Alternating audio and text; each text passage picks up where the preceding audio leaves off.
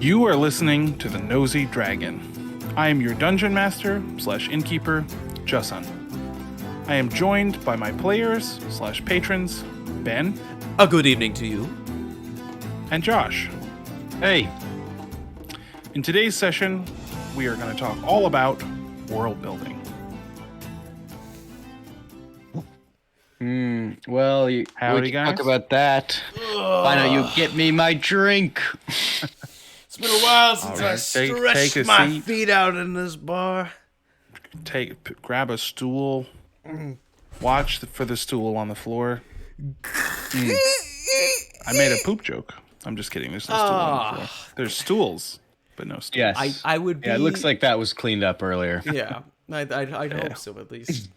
Man, Yeah, that's why no goblins are allowed inside the tavern.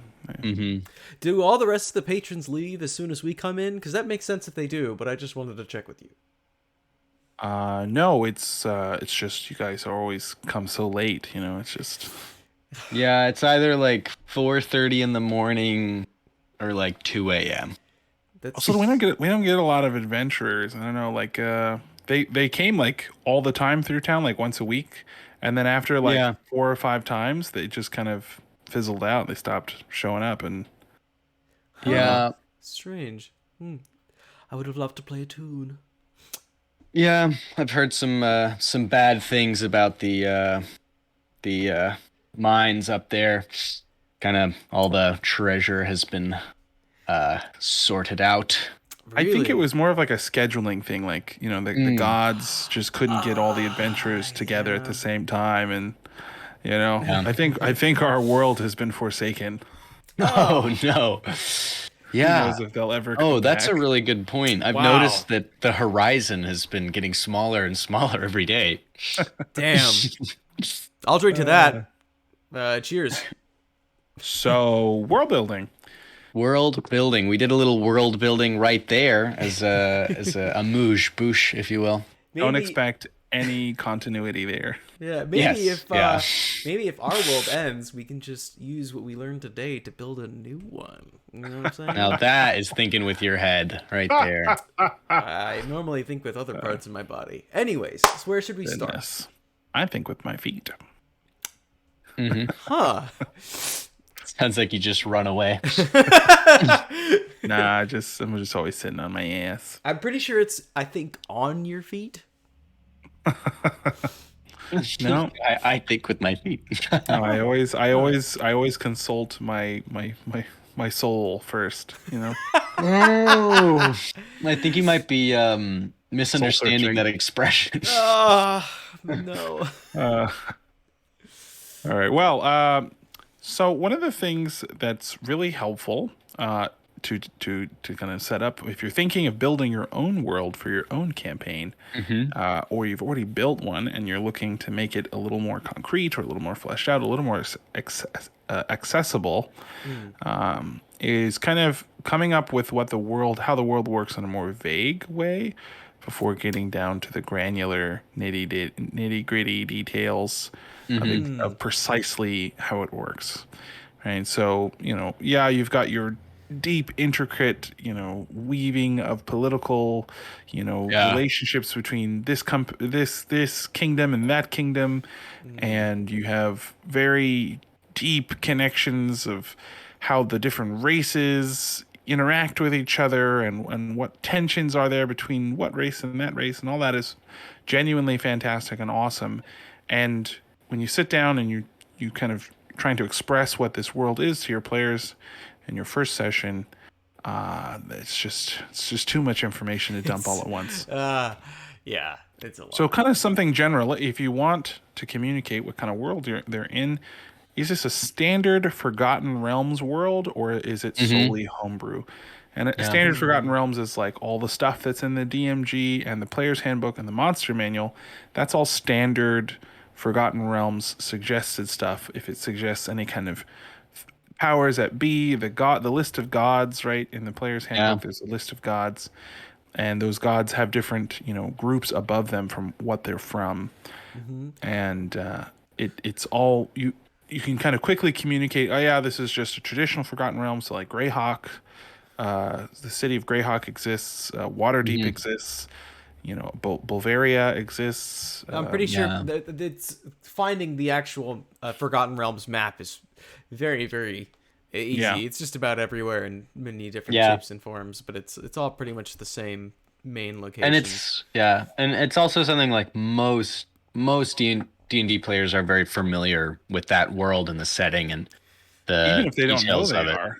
Yeah, even if they don't know they are, I think it's like you just know it because that's like the foundation of the whole of so much D&D. Yeah, it's Mm. But the yeah, most so basic setting. it's a really easy way to like if you're not so like if you're nervous, if you want to like run a campaign but creating an entire world, it's a good place to start, you know? Yeah, there's a lot of assumptions on how the world works for that setting. Dark elves are inherently dangerous, nefarious, and bad, Hmm. and and so on and so forth. Yeah, I mean, uh, it has its ups and its downs. I normally like I've started campaigns using that those settings in that background, and it definitely makes things a little bit easier. But I find myself kind of having a little bit of trouble as a DM keeping track of all of it. When I'm building my own campaigns, since it's Mm. everything I've created myself, it's very easy to categorize in my mind what's happening, what goes where, like all the Yeah, events that's a going good on in the point. world. It's all I know it because I came up with it. Mm. Yeah. So, how do you create your own world from the top to bottom? So, if once you've created it, figure out a way to communicate it easily. Yeah. Kind of, it's a cold place. It's a busy, metropolis, or it's very commerce centered culture. Just try to find quick, easy descriptors to describe what your world is like. So I'll give you an example describing an older campaign style. Uh, People are very faith driven in this world, so a lot of people uphold the gods. Mm. Very nearly and dearly, worship is common of the gods, and what religion makes a difference. There are tensions between the government and refugees that are mostly orcs, and there is a very fragile alliance between three different main groups. It's like the orcs, the humans, and the elves, and their relationship with kind of the mountain, uh, quote unquote, the mountain, which is The mountain. what does that mean? What it doesn't really matter, but it, Yeah. it Ominous. But it's there, those are like good things too, because that's like those are yeah, important details that the players should know because they meet a group of orcs to have that in world knowledge of oh like my player would assume these would be refugees or now I can place their like class and you yeah. have a better idea. So But we in weren't yeah. overloaded with information where it's like, oh, these are the major political players Exactly, yeah. at Yeah, There's that a play. stuff is lich yeah. that's forming an undead army off in the north, and there is a red dragon that was very evil and powerful who's died, who's trying to come back to life via a very devout cult that Mm. are very similar to the Nazis. Mm, There's a powerful wizard about doing random and crazy things, as powerful and wizards do. I think that's everything. And Yeah. I have for that campaign that I'm talking about, I have absurdum. I have a timeline for the world. There's a Messiah. There's a Messiah that's prophesied to return soon. So in that world, there is a timeline with all this information about the orc tribes and Mm. the passage of from one chief leader to another and how the culture changed through that and the relationships where when the alliance between the elves and the orcs and the humans and the mountain was first forged, the wizard's involvement with that, where the lich came from, at what point in history he showed up. There Mm. is a group called the I don't know, it's like the Council of 10 or something like that, and their involvement in world affairs and all this kind of stuff. There's so much. I have multiple, huge bodied paragraphed things Yeah. in my drive, my Google Drive, with all kinds of stuff about the world and different political things. I have all the political houses and all that stuff. But to dump all of that stuff on the players in session one, none of it means anything to them. Yeah. Exactly. And the painful thing is you will tell all that stuff to your players. It will happen. You just it just will take time. Yes. Yeah, And exactly. gotta come up when it matters. When they ask, "Who's the king of what you call it?" and then you go, "Oh, well, let me tell you about that." And then you can tell them in either in game or out of game, like, "Oh, here's what your characters would already know." And it's like, "Oh, okay, cool." And it's like, "Oh, what is the Fifth Summer's ritual?" And it's like, "Oh, it's a big event that happens, every 5 years." And or thinking in the game it was every 10 years, even though it's called the Fifth Summer. Yeah. Yeah, so as it comes up and as it's important, that's when it's time to tell them, because that's when you'll care as a player, and that's when you'll remember because it's important to you. Yeah. Yeah. It can definitely be like coming up with these things as a DM is a very exciting and Yeah, it's like and half the fun, enticing- right? It's like just making the world. Yeah, And I have like, yeah. if you know all the events of everything that's going to happen, then of course you want to have some confidant to be like, oh man, like this is gonna be so crazy when you find out about this, or Yeah. even just to share things that you've come up with. But personally, I love, just like how I love, like visual storytelling in video games, where like you'll get kind of secrets and hints as to what's going on around in the world just by a way that everything's laid out or things that you come across. I think very similarly, if you do that in your world, in your campaign, and have that, the goings on of everything discovered by the players rather than told. Yeah, exactly.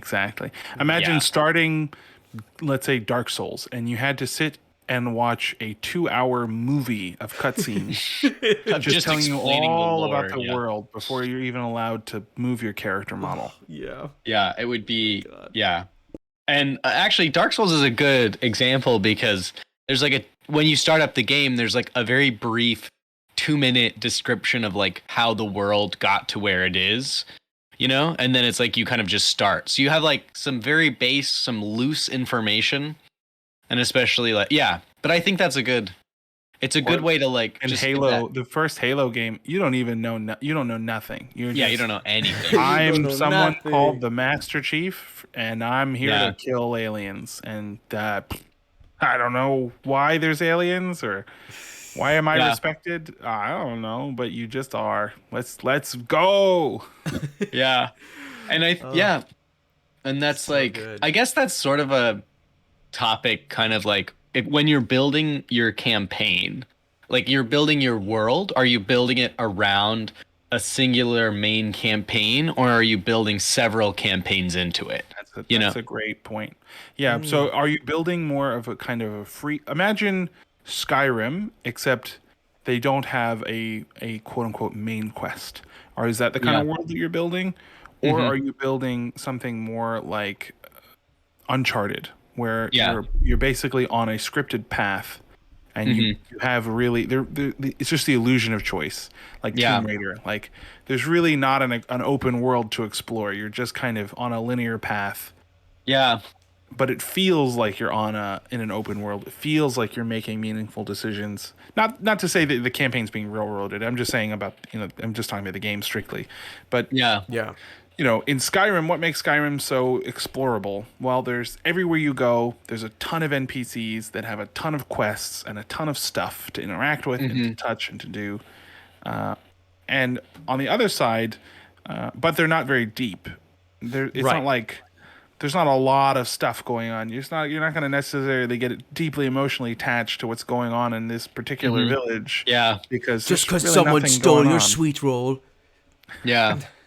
And I think, well, I was going to say the video game example is also good because in most video games, like like The Witcher or Horizon or whatever, like those types of games, you have your main storyline and then you have side quests. And I think it can be tempting, especially if you're coming from a video game background, to like build your world in that same way where there's like, here's the main quest, but here are all these side quests you can do.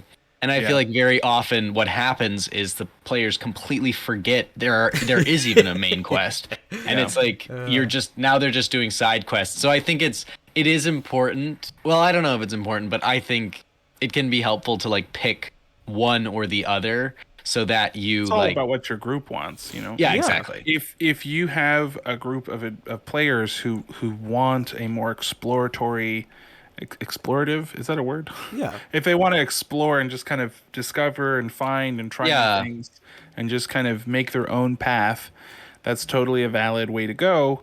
But if they want a deeper, more crunchy story with a really nice through line and a deeper purpose, then that would be really airy and kind of, not that interesting. Yeah. Definitely. Yeah. Because with those deep through lines, like Metal Gear Solid, sometimes when like there are deep emotional moments when an NPC, quote unquote, an NPC you've gotten to know really well, dies. It's like it's a big deal. It's a big moment. Yeah. That will never happen in Skyrim. Like the closest that will come to that is like, oh no, Lydia died. Yeah. I know, but then it's even like, oh God, now I have to carry all this stuff back. The true purpose of Lydia. Carry my junk. Your pack mule. Yeah. Exactly. Here, take these 6 iron armor sets. Mm-hmm. These will fetch a pretty penny. Yeah. But I think that's also sort of like those meaty through lines. And I guess this is more like on a story, like on building a story narrative. But I think it can be helpful too when you're building the setting. But taking into consideration your players and your players' backstories, because that can help you sort of, as the game is going, build your world, right? Especially if you have very backstory-driven and players, because then it's I have a super clear idea of what I want my character to be, and then you can kind of have that collaborative experience of like, oh, this is what I think, this is kind of what I was hoping, and okay, you can kind of shape the world in those corners, that might not be so defined before talking to your players. Oh man, this pretty much what my personal world building process is we'll do session 0 and I'll get everyone's backgrounds first. And I'll ask them to go as in-depth as possible, relationships, like, make up whatever you want. I try to make it, they'll have, like, a general fantasy theme or whatnot, but all those backstories are then pulled together, and I form a world around that. And it makes the players feel like that the things that they've implemented and where they come from are big parts of the story and the world that they're going into. Like they feel like they're big players in it and they're making differences, which is I always feel a good way to do it. Feeling. I've done the opposite in the past, where I had my world, I had my lore, I had my setting, I had everything, the theme and the main quest, and how I had all my quests written out, everything. And then I would sit down with each player and I would figure out how can I change your character to fit better into the world. So, okay, what do you have in mind? And they're like, oh, I want to play a dragon. Well, not even. A half dragon. Not even the half dragon. But I was about to say, I was like, actually, you came to me with a different character in mind. And I was like, how about a half dragon? Yeah, and I was like, yeah, that sounds like fun. Sounds like that could be interesting. Like, it was to the point that I was totally, I was in too hands-on. Too hands-on. Basically, I created your character and told you how to play it. But, like... Yeah, and in truth, I don't think it was an entirely bad way to go, because your world was so incredibly well-defined. If I were to bring my character...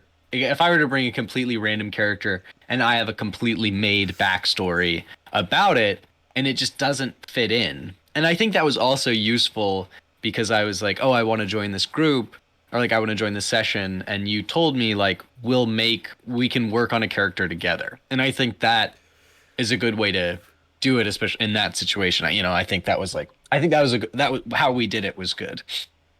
I think it's a way. I tried Ben's way, and it was a lot of fun. I played a character in Ben's campaign, and Mm, for I think like half, I feel like of the campaign, it was driven pretty heavily by my character's backstory.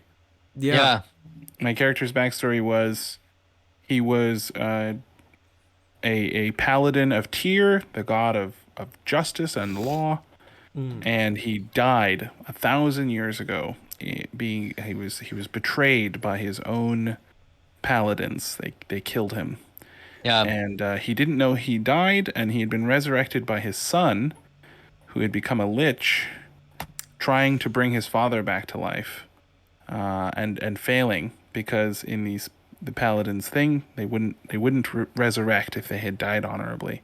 Oh yeah. And he did die quite honorably, despite the dishonorable actions of his brethren.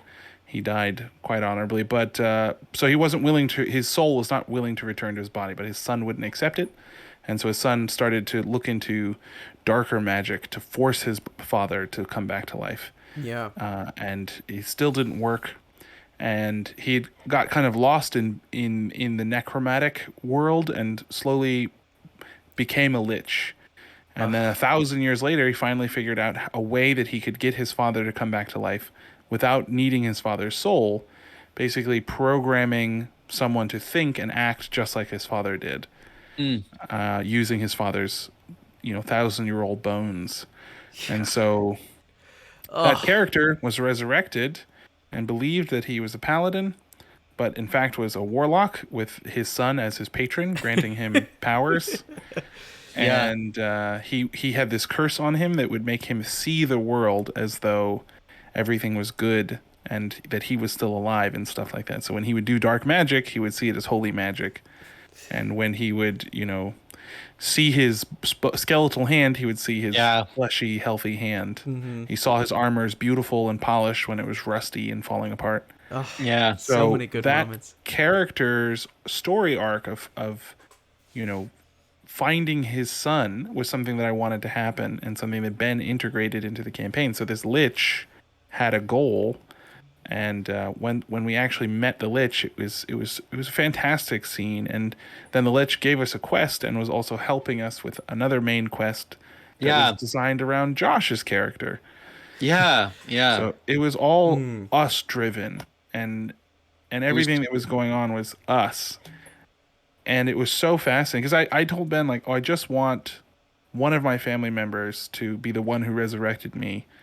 I don't know who. I don't want to know which one it was. And it could be a brother or a cousin or a spouse or a child or a dear friend or something. And Ben surprised me with my son, and it was fantastic. And just the role play that came from it was I was so invested in, because it was more than just about my character. It was like it was what the game was about.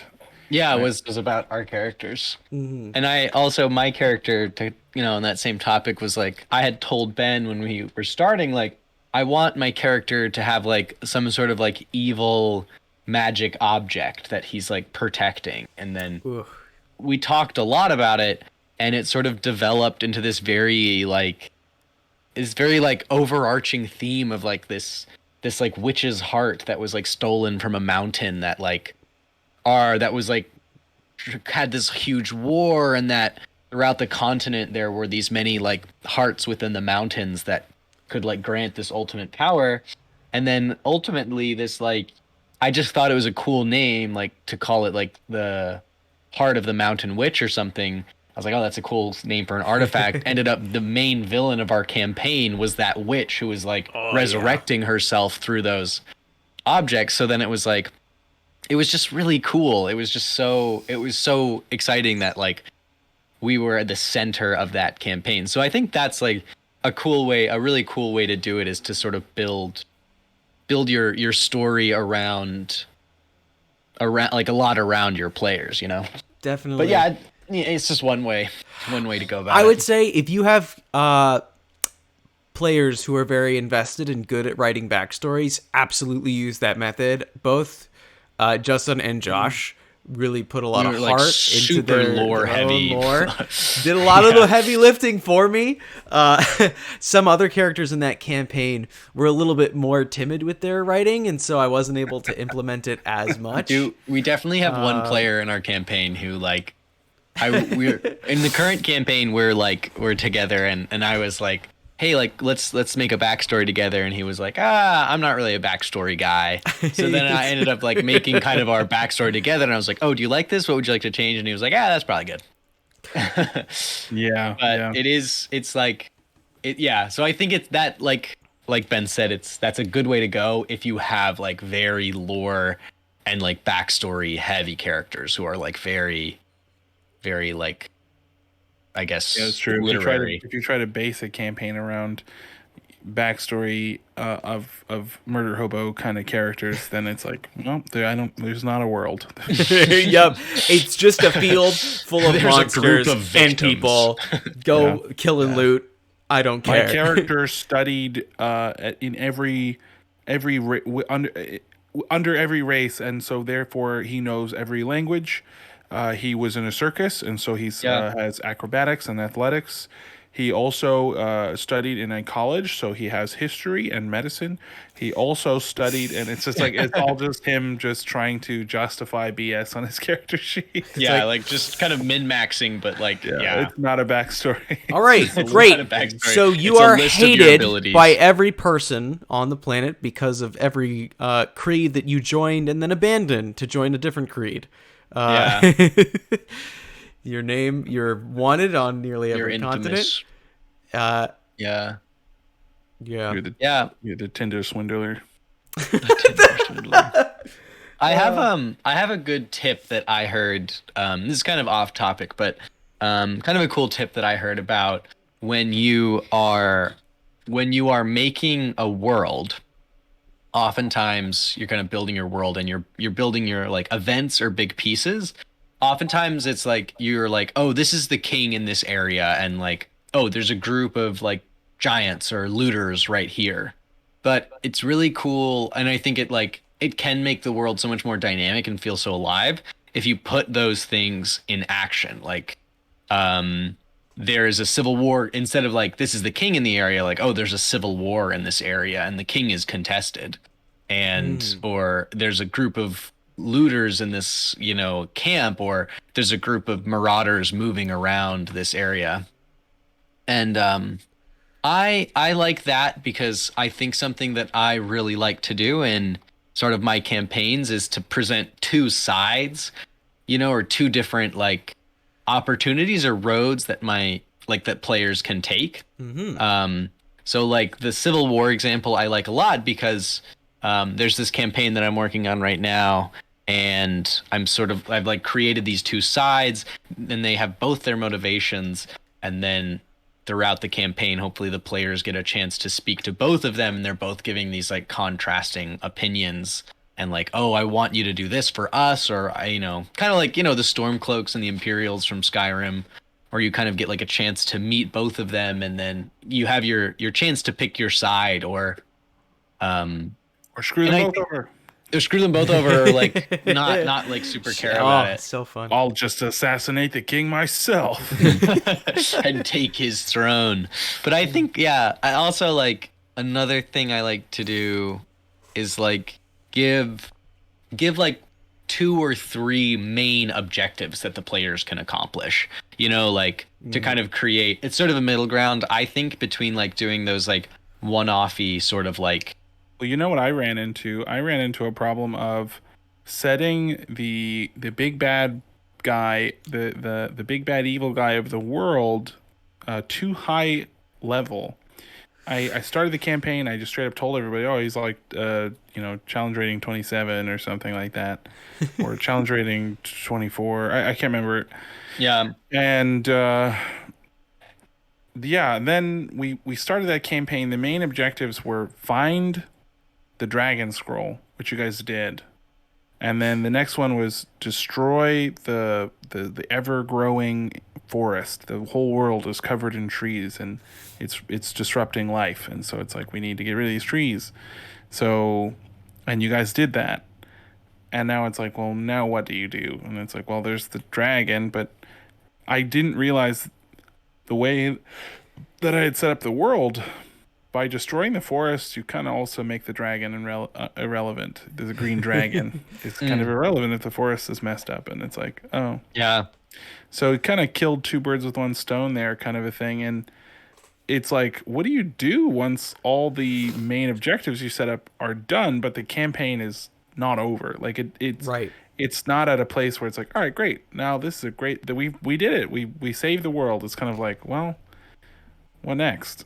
So Yeah. that's kind of where we're at right It's now. a little in the bit of current world. a limbo area where we're sort of like tying up our like our characters' backstories at the like loose ends, you know? Yeah. Yeah. World building happens not just at the beginning of the campaign, but it's Yeah. a constant process that goes on That's- as you That's play. so true. Yeah, and I think like it can be really tempting to like, especially like we said, it's a really fun thing to do. It can be super tempting to just like spend all your time like writing and prepping your campaign before like the players ever show up. But I think it's another piece of advice that I heard that I liked was like, it was just like a TikTok, and they were like, your world is done, like invite your players to start playing, because I think it's usually people write a lot more lore than they need to. And I don't know. I think because I'm Definitely. a very lore heavy, backstory heavy guy, I think that's like Yeah. my inclination. Prepping a lot of prep work and stuff can be kind of tiring. So it'd be really nice if there was some sort of service that could do the prep work for me. Exactly. And that brings us to today's sponsor. So today's sponsor is Go Bottle. And if you're like me, you're probably getting sick of having store-bought potions for every adventure. It can be a hassle to try to get all the necessary ingredients and in the right amounts, especially when the potion calls for something like one witch's finger. And now you have a four-fingered hand laying somewhere around in your stronghold just waiting to go bad. With Go Bottle, it's so easy and convenient. I never thought of myself as an alchemist, but with Go Bottle's pre-measured packages and detailed instructions, I can make the perfect health potion or bottle of poison every time. And if you order today using the promo code Nosy, you can get 15% off your first order of 24 potion kits or more, and a free Go Bottle Alchemist kit with your order. Remember, Go Bottle is the realm's #1 potion kit service. Yeah, Go Bottle's been fantastic. It's like they also have these nice flavoring things that go in. Yes. Your health potion can be cherry or strawberry Ugh. or watermelon, and I never considered that. My health potions usually just tasted like burnt caramel. Yeah. And I that's my don't experience. mind. Yeah. I don't mind the burnt caramel flavor, but it is really nice to have like extra flavoring. I think that's a really nice touch that they add in there. Oh man, Yeah, absolutely. And Especially as an compared to the amateur, it can be store-bought so stuff. nerve-wracking, right? To be like, oh, do I use, like mint juniper, or do I use this like summer green leaf to add a flavor? And with every potion, it's different. yeah, and going Yeah. out and getting your own ingredients, like the ones that will make the difference. Ugh, Such a hassle. Like you need A 50 horse's wolf eye. hearts. I'm It's gonna like go who kill has an time? entire Yeah. horse just to get a horse's eye. It's so wasteful. And they don't keep Exactly. that stuff at the local butcher. If someone's butchering a horse, it's all that Exactly, stuff yeah. just gets tossed. Exactly. It's a shame, really. Yeah, I'm really glad that we got Go Bottle as a sponsor, because I've actually been using Go Bottle for a while, and I think they're great. Yeah. That's so cool. That's great. Saved me a lot of money. I don't have to like run out and get potions last minute anymore. Yeah, and I'm Very someone who nice. never remembers to get potions beforehand. So Exactly. now that they come regularly through a messenger bird, it's really nice. Oh, very cool. Yeah. Oh man. Yeah, that kind of makes me think of using pre-made worlds versus homebrew. Yes, yeah, because a lot of our talk's been homebrew. Like, Pre-made stuff is really, I've never run a module. I've created, in a sense, my own module and run the same campaign.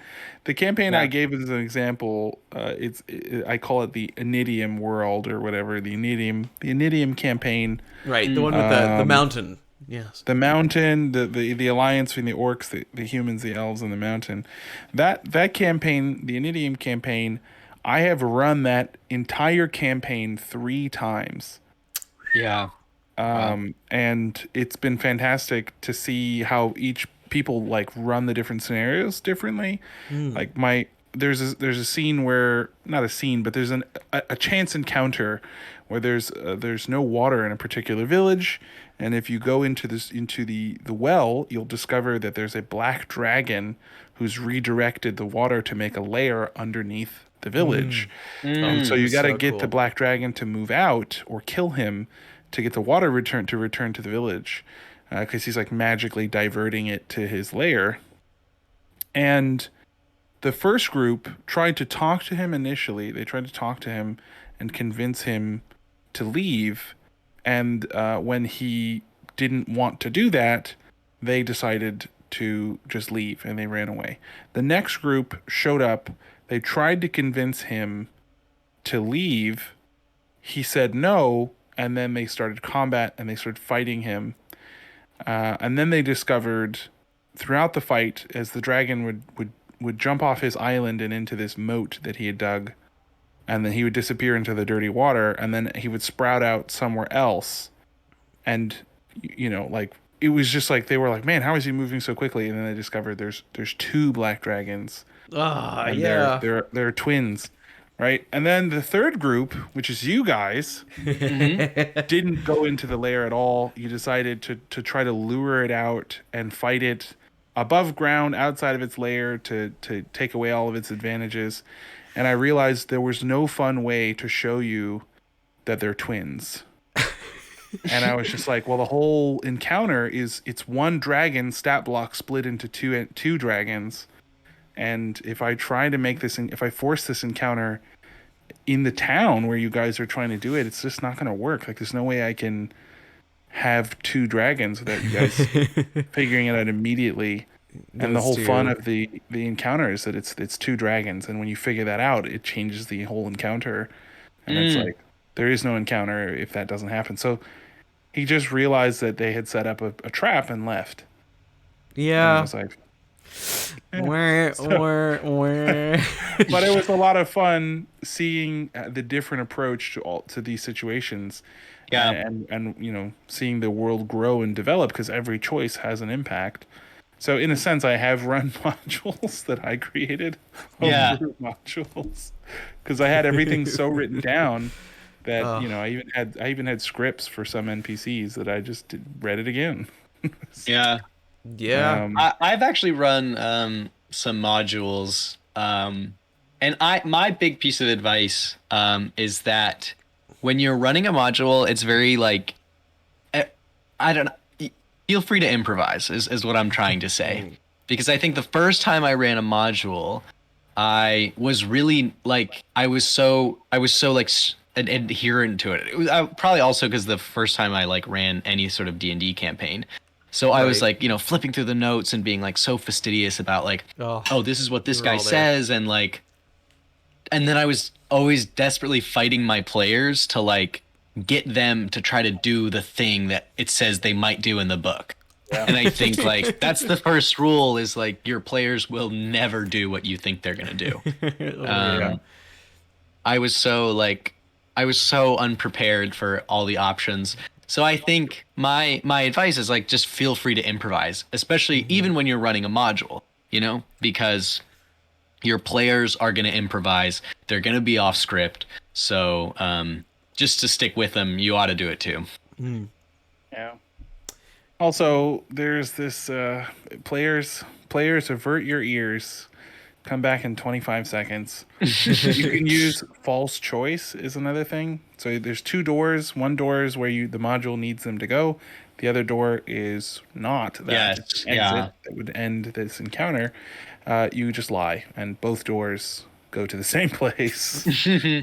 Yeah. So you A can very useful Gasp! tool. A very useful tool. yeah. Oh, wow. If they decide they're not interested in the target NPC, just gender shift or whatever you need to do to make the NPC that they are interested in, make that the one that's the named NPC. You know, kind of like retcon the book to make it work on Yeah. the fly. So it's like, oh, they don't want to talk to the woman, but I need them to talk to the woman. They're talking to the child, and it's like, okay, well, I guess the child is actually the woman in disguise. It's an illusion or whatever. Yeah. Like, Or this child is the one that needs, exactly. you know, Or the child like, is a cave confidant rats. for the woman, or Yeah. something like that. Yeah. But I think that's good too, and like that can be really useful with locations. You can say like, "Oh, you're in Dragon's Keep," and there's like Ravenstead and Ispel, and then like, Helm Keep. Those are the three surrounding towns. Like, which do you guys want to go to? And the thing is, they're all the exact same town. Right. Yeah. It's only So then it's only a feel different free to town if they wherever go to the other want. town. Yeah, and then it's like they get to go to there, and then it's like, oh, cool. Here's the thing that I had prepped, except I'm just changing the name to the one that. Yeah, so that way that's good. It's kind of like I don't think of it as like steamrolling so much, but like you kind of have like you have the game that you've set out for the players, and the players will do their absolute best to not play that game. So you got to hold their hand a little bit sometimes. Yep. Yeah. Instead of leading the players to the food bowl, it's having the food bowl be where the players go. Yeah, that's a good way to say it. Yeah, it's so hard. I feel like when players pick up on the fact that you as a DM want them to do this, they will do everything in their power to not do that thing. Yeah, exactly. true. I think players assume it's like a trap or something. I even one time I used that logic to get one of our more problematic players to not to do something that I didn't want him to do. He was like, I want to open the chest, and I was like, you do? You want to open the chest? Yeah, go for it, dude. And my excitement immediately shifted his energy, and he's like, yeah, never mind. I'll just pass. I won't do anything. It's like the truth was I didn't want him to open the chest. I was getting all hyped as a fake out. Oh. Like, yeah. You want to open the chest? And he was like, no. What you want me to do? I'm not going to do it now. And pretending to be less interested, like, you guys want to talk to that NPC? And they're like, yeah. It's like, I don't even have a name for that guy. Meanwhile, I've got 6 pages of lore on that guy. I don't know what that is, but you're so right that it's like, It's just reverse psychology. Yeah. No, I think Josh was pointing to like why players want to avoid what their DM wants them to do. Oh, yeah. Right. I think it's just that sense. It's like it's the freedom, right? It's D&D is what it is because you have free will and can do anything. Yeah. And so often you're like, oh, I'm getting a sense that this is where the story is supposed to go. I want to enable my free will and go a different direction and see what happens. Yeah. It's kind of like that thing in Skyrim. Whenever I'm playing Skyrim and I'm going through a dungeon, because the dungeons are all linear, Yeah. they have a start and an end. They're not just built realistically, like they're a linear path. I often, when I realize that I'm going the right direction, I'll stop and backtrack and explore the little add-on rooms that are not important. Yeah. I almost always try to go the wrong yeah, direction yeah, until I've exhausted all of the possibilities, and then I'll go the right direction so I didn't miss anything. And I think there's kind of a feel of that in D&D as well. Definitely. Yeah. With something so expansive as a world created by your DM, which often, especially if you haven't been a DM before, can be almost fantastical. Like in the theater of the mind, everyone has a different sprawling image, and every small detail is something that wants to be explored and entertained. Yeah. Even Yeah, if that's it was actually- an afterthought for the DM. I think that's a good point too, because like in your mind, you see such a clear picture of it, but with the details you describe to the player, that you're kind of telling them like, okay, here are things to pay attention to, you know? Yeah. So like you could be like, here's this big room, and you say a lot of details, and then you're like, and there's some crates in the corner, and then they're like, oh, he said there's crates in the corner, they probably have stuff in them. So then Yeah. they'll spend like half an hour like trying to crack open these crates, and you're like, Meanwhile, guys, it's like, do you really want to do this? Like, there's other stuff you can do, and Yeah. that's so when you're discouraging your players, I think even more than when you're encouraging them, they're like, I have to do this now. Yeah. Oh, there has to be something really good behind this, oh man. inside this group of barrels. And so sometimes you shift the bowl and you're Yeah. like, well, I wanted you to just investigate the desk, but sure, you found the MacGuffin in the crate. Yes, you find this crate is full of scrolls and pens. Yeah. And if you would have searched the desk, it was full I of want dried to I want sardines. to jump into tips for world building to make it a little easier, to make it a little faster. Yeah. There is a few websites that I have saved in my bookmarks bar. I have a folder in my bookmarks called Yes. D&D, and in that folder I have a ton, probably 30 or more websites saved that are all just little things that I use to make my world more detailed. Take out your notepads, your sticky pads, whatever you got on you. You want to save this stuff. This stuff's important. I've never used World Anvil. I tried to use it. I found it a little complicated, but I've heard good things. So Yeah. I don't know. Have you guys used World Anvil? What I have done with World Anvil is when you're using it, they have a really comprehensive list of things that you can like put on or like you can like write little notes on. So what I did for one of the campaigns that I'm working on is I just took all of those because I was also finding it pretty complicated. Was I took all of those different things like all the different like topics and then made them headers in a Word document. And then like that's where I could start writing. So I have like map, conflict, ethnic makeup, groups, like what are the groups, history, religion, myths, legends, Yeah. characters, quests, and then that way it makes it more manageable, right? Because if you have all these ideas in your head, but then if you're like, okay, well now I can write down some of them for each little. Yeah. That's my tip. So World Anvil then is a good one. One that I used and quite love is Asgar's fantasy map generator. AZGAAR Yes, yeah. apostrophe S. Asgar's fantasy map generator. It's very very in depth. You can make it all kinds of different things. It has height. If you want to do height mapping, it has Wow. biomes. It'll generate towns for you and names and population size and trade routes and all that stuff. Or you can just do continents, or you can do states, or you can do whatever you can think of kind of information you'd want on a map. That thing can generate Yeah. random maps for you. You can also edit it, so you can generate a map that looks similar to what you're kind of going for, and then you can make it exactly what you want. And that, oh my gosh, it makes such beautiful worlds for you. And you Yeah. can even edit any of the information. So after you generate the world, you can go in and change some of the major city names. You can change, the continent names. You can change certain states in those in the continents. You can make countries.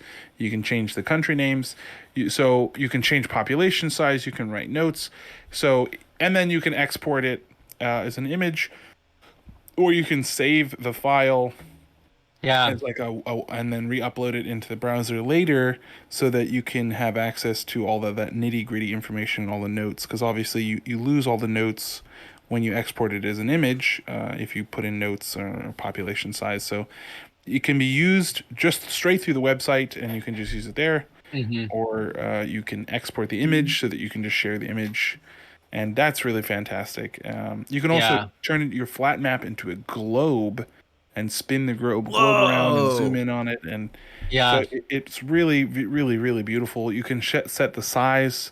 So are you doing just a part of the world, or are you doing the entire world? It's totally up to you, and it makes scale really easy, because then you're like, oh well, this is this many miles, because I know this is to scale.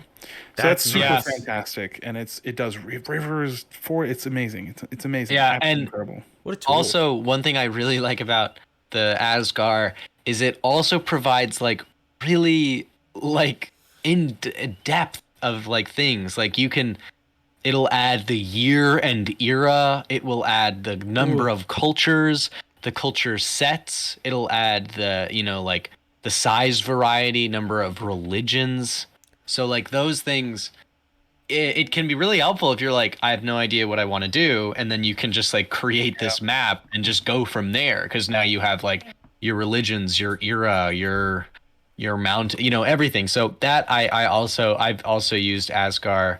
I found it a little hard when I had like a really clear image of what I kind of Exactly like what you wanted it to look yeah, like. exactly what I wanted my map to look like. And then Yeah. if you're kind of just like hitting generate a lot, but for a lot of those like extra details, especially like names of countries, names of areas, it can be really convenient to have it all in that one area. Definitely. Yeah, it's incredible. It's one of the best of the best. Another one is a website called Kassoon, KASSOON.com. Kassoon. I have heard of They Kasum before. have Yeah. so many random generating things and tables and information and Yes. all kinds of stuff. It's insane. They have a list of prices for items, so you don't have to think of fair prices. There's a bunch of prices there. They have like a random plot hook generator. They have dungeon generators to Mm-hmm. generate dungeons. They have a city Yeah. thing where it'll come up. I love their city thing. I think maybe hold on. I want to make sure I'm using their city thing because I might be using it anyway. I'm not 100%. Yeah, it is Kassoon, the town generation. So they have town generation, where it'll tell you the population, how many acres is it, the demographic between humans, half elves, dwarves, half orcs, halflings, tabaxi, elves, tieflings, dragonborns, gnomes, and you can Wow. change all of that. It tells you the wealth in the city, how much gold is in that city, in that Mm. town, in that whatever. What's the maximum amount that you can sell at a pawn shop or something? What's the maximum value of an item for sale in that town? So if they want to buy something at 60,000 gold, and it goes, oh sorry, this town, Ciridran, the capital Ciridran, the most expensive item for sale, it doesn't go above 29,000 gold, and that's just generated for you. So nice. It tells you little details of what the city looks like, and then it has shops. So it has like a tavern, and it has a description of the tavern, people in the tavern. So it has patrons in the tavern, right? And Oh my there are god. Wow. details for all those patrons. So you can click on one of those patrons. It gives them a level. It gives them backstory. It gives them description, so that you can tell them what this person looks like. So I've got this Mamen Contempt. Mamen Contempt. He's a male tiefling. If I click on his details, it'll take me to his detail page, and it gives me his history, his motivations, his personality, his description, his What? ideals, That's and a character crazy. sheet. His movement speed, his armor class, his hit points, everything. So it's like, it's so easy. It's so easy. It has the name of the It shop. does So it's Tavern. everything. The Soaked Cup is the name of this tavern. Great Oh, I name. like that. Great. Like, it's cute. Its owner is someone, Quarian Irenafaf, a male half elf. Wow. Wow. It's got the location in the town, a description of what the place looks like, and then you can click on the tavern owner as well and take a look at his description, his personality, his motivation, his flaws, his also what their voice sounds like. So it What? says switch between two voices. So he apparently switches between two voices while speaking. So I guess That's he awesome. speaks kind of high, and then maybe he gets high pitched for some reason, then cough. Sorry, and then whatever that means to you. Switches between two voices, right? So it's like there's so much personality and character and depth just in this Oh, thing. so much useful stuff. Yeah, one time I used it, and Mm. I wasn't thinking too much about it. I just clicked on it as a whatever, a bar person, and his backstory was so freaking interesting that when they interrogated him, it derailed the campaign, and they're like, "Man, this guy is really sus. We've got to figure out more about him." And then it turns out, in his history is that he was into human trafficking. And so then they tracked him. They tracked down the human trafficking ring that he was in, and I had to create a human trafficking ring. And we had it derailed the whole campaign, and we introduced this whole other aspect of the game that was totally not. But I loved it. It was amazing once I leaned Oh, into it. It was wow. amazing. So I feel like, yeah, this I website remember is that. so much tool for you that it's almost too much tool. Yeah, I mean, just the town generator alone to know like something that's hard to think of is like your adventurers go into a location and they're like, oh, what does he have for sale? That's such an on the spot question. But then to say, oh, he has, 2 meat pies. He has meat pies for 4 silvers, and he Exactly. has this and Yeah. this. Yeah. The blacksmith says what kind of armor he has, although he has armor of invulnerability, and it tells you how much it's cost and what page it's on the DMG in case you need that information. Oh, It tells you also has +2 armor. Doesn't say which kind of +2 armor, it just says +2 armor, and then how much gold and again what page in the DMG, and a sword of wounding, the page in the DMG and the gold amount. So it's like there's his inventory done. And then also, if you need patrons in the blacksmith's, place, there are a couple of patrons there. So it's so useful. It's so useful. It's incredible. It's absolutely incredible. Wow. So, and Oh depending my on the gosh. size of the city, there's more and more stuff, and there's more details that I didn't pick on. So absolutely check that out. Not a sponsor. They're fantastic. Donate to them. They're free. They've no ads, and they just have a Patreon. So please consider subscribing to those guys. They're fantastic. I've been using them for years now, and they are just an absolute treat. Just so helpful, so useful. not sponsored with yet. This, Fingers with crossed. this, anyone can be a DM because any question the players ask you or any event that you need to throw in, you just have it right there. Yeah. Oh, It's basically an brilliant. AIDM. An AI DM. AI DM. But Basically, really, any it's question that comes up, you just go to the website, you click on the corresponding thing, and then you just spit that out as your answer.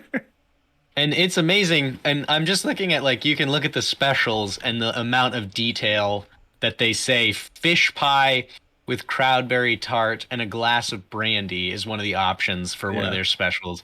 That level There's of quests detail. and rumors that the tavern has. So if you want quests and rumors, it'll just take you to what are the plot hooks of that current little thing. There's a map that you can click on, and it shows you what the frickin' tavern looks like from the inside. Unbelievable. Unbelievable. Really, yeah, that is an amazing, amazing resource. Amazing resource. It's absurd. Let's all say thank you, Kasoon. Thank you, Thank you, Kasoon. Kasoon. We are Thank you, not Kasoon. sponsored, but we're talking like Fingers we crossed. are. So that's how you can know that. Yeah. Okay. So one little quick tip. Unless Ben, you got a website you want to mention? All I'm saying is that if you're building campaigns, whether you're playing it or you're not, random name generator online is going to Yes, be your best friend. fantasy name Fantasy generator. name I was generator. also going to mention that one. I was also going to mention fantasy. That one is That that one is alone nowhere speaks near for its as volition. detailed as the Yeah. Kasoon, but if you're in a pinch, you have a character and you're like, well, what's their name? It can be so helpful as a launching off point as well. To be like, what are the names of kings? And then you could kind of change some letters around to get the right sound. But Exactly. Yeah. Last little tip. So if you have a list of important NPCs that you'd like to introduce to your party at some point, or that you want them to do, they're important to your story, and you need your players to meet them. An easy way to get those characters to be important to the party is to write them all down, have all their stuff written out, their paragraph, their backstory, all that stuff. You can really invest because you don't have to worry about your players, scrolling past them, so to speak. Here's what you do. So you have those 10 characters, you have them on a list, you have them ready to go, easily accessible. When your players go up to an NPC of interest that they're talking to and they go, "What's his name?" Then you go, "Oh," and you now can then, like in the Matrix, as yeah, as Agent Smith transforms from a random person. yeah, a random woman with a bag of groceries into an agent. Yeah. Exactly right. So you can just make that person of interest that the players go, "I want to talk to this guy," or whatever. You're great, and then you transform them into that character that you've been trying to get them to meet, and you've got all the information you need because that character's already there, and you go, "Oh well, thanks for asking me a question," and talking to them, and you can immediately turn it into something right there. It's an awesome little tip.